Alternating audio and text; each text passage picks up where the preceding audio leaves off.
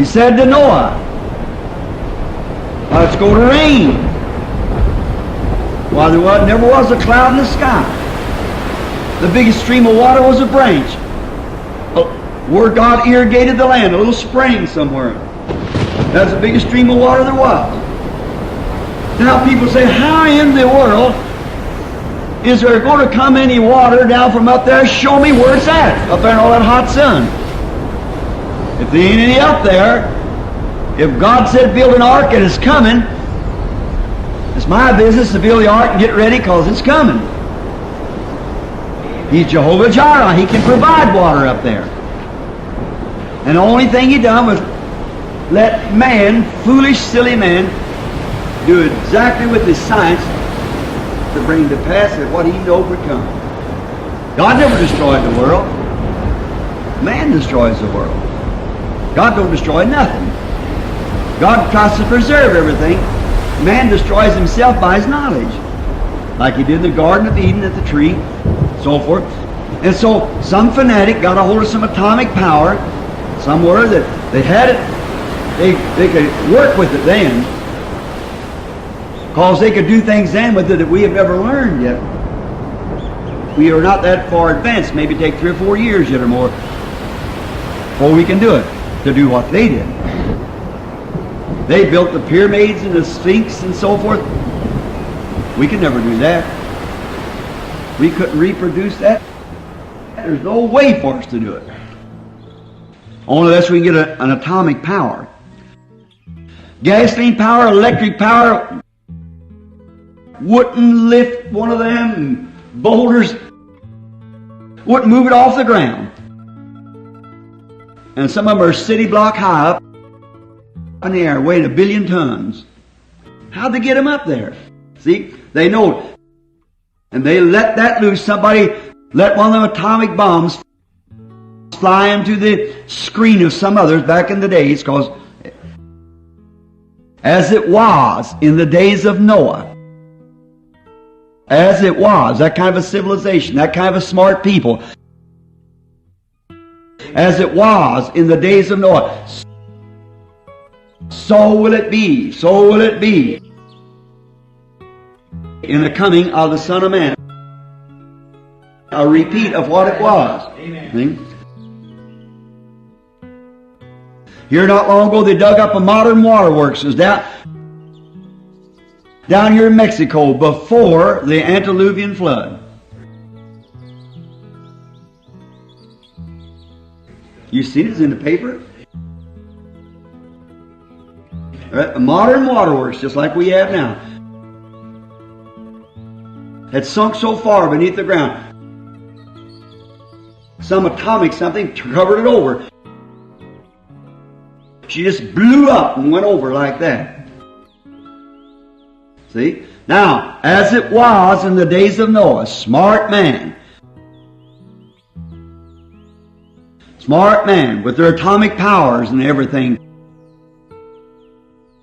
could build pyramids and sphinx and so forth. It's been man's idea since the very beginning of time to try to outsmart or do something greater than his Creator. He wants to show his Creator that he's smarter than he is. What does he do? Just God lets him go and finally kills himself. There was a tree in the Garden of Eden called the tree of life. There was one called the tree of knowledge. When man left the tree of life where he was eating to live forever, the first bite he took from the tree of knowledge, he separated himself from God and brought death to his soul. That's right. And ever since then, every time he bites off of that tree of knowledge, he destroys himself. He bit off gunpowder, kills his brother, his comrade. He bit off automobile, science. What does he do? Kill more than all the wars put together. He's got himself a hydrogen bomb now. I wonder what he's going to do with that. See, man destroys himself by knowledge, and he'll never by education or knowledge ever find his way back to God. And that tree, he dies by that tree. Now, we find out, but he always tries to outsmart, do something better. And it's true, he makes a prettier species. But he always tries to outsmart his maker. He thinks that he knows better, and God never does destroy anything. Man destroys himself by his knowledge. God doesn't destroy anything. It's man by his knowledge destroys himself. So therefore, if you would take time, go back in the Scriptures and chase the lineage of Cain and then the lineage of Seth, you'll find out that the lineage of Cain were the smart man, the scientists, the workers of wood, the workers of metal, scientists. And they all perished in the antediluvian destruction. But the lineage of Seth were humble farmers, sheep raisers. Watch how they come down. That line of Seth, it come down a humble, righteous man, on down through Enoch, on down to Noah, to the end of the antediluvian destruction. Look at Cain's line. Become smart people, educated, science.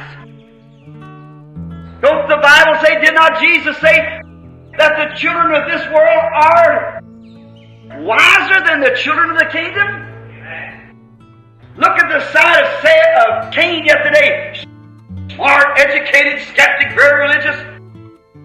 See? Very religious. But scientists, builders, great man. Take great men. Look at Thomas Edison. Many great men. Look at Einstein.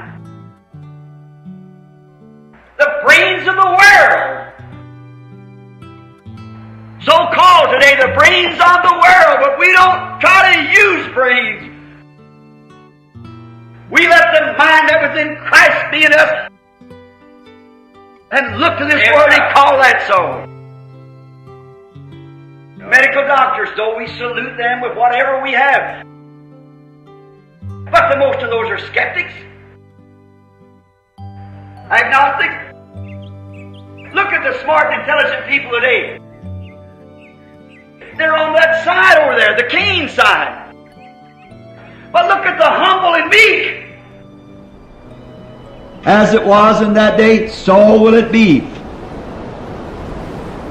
But the work's to be cut short in this day. Because there's to be a raptured people taken out. Like Enoch. There's to be a people carried over. We're in that class this morning. The people is carried over like Noah was through the flood. But remember, before, don't forget this, before one drop of rain fell, before there was one thing in the sky, before Noah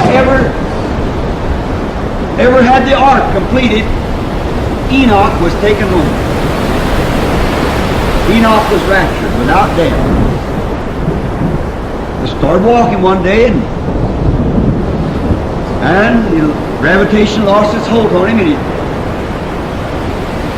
found one foot a little higher, another foot a little higher, another foot a little higher, and the first thing you know, he said, "Farewell, world." Just walked on up into glory. And when Noah Looked around and couldn't find Enoch anywhere. He looked around, he didn't know where Enoch went. And he says, time to get to building the ark. They went to work on the ark to carry over the rim. Be faithful, faithful pilgrim. In the days of Enoch, just before the flood, when Enoch looked out there and saw Noah building away on that ark, Enoch was a prophet. Enoch knew that he was a type. And he knew that before the floods came, that he had to give an example. So one afternoon, it was becoming to him to take a walk. It was becoming that he'd take this walk with God. And somehow that day he changed his path. Instead of going around the side of the hill, he took the King's Highway. And he just kept on walking. And they found him not because he was not, but he walked on up the King's Highway. Oh God, let me be like Enoch.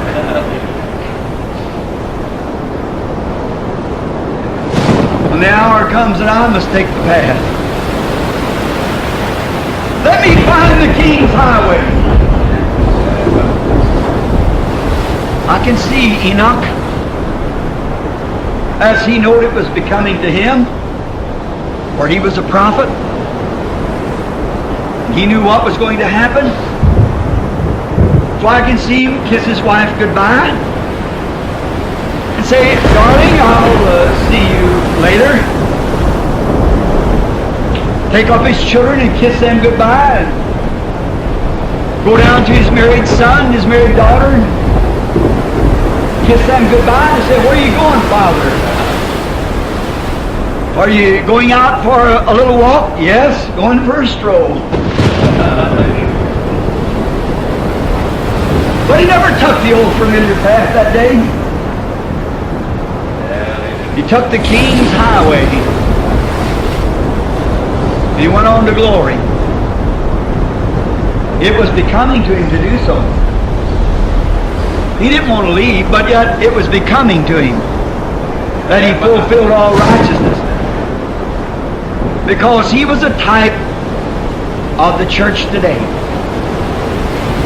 He was a type of the church that's going to take an afternoon stroll one of these afternoons. We're going to strike the King's Highway, and away we'll go.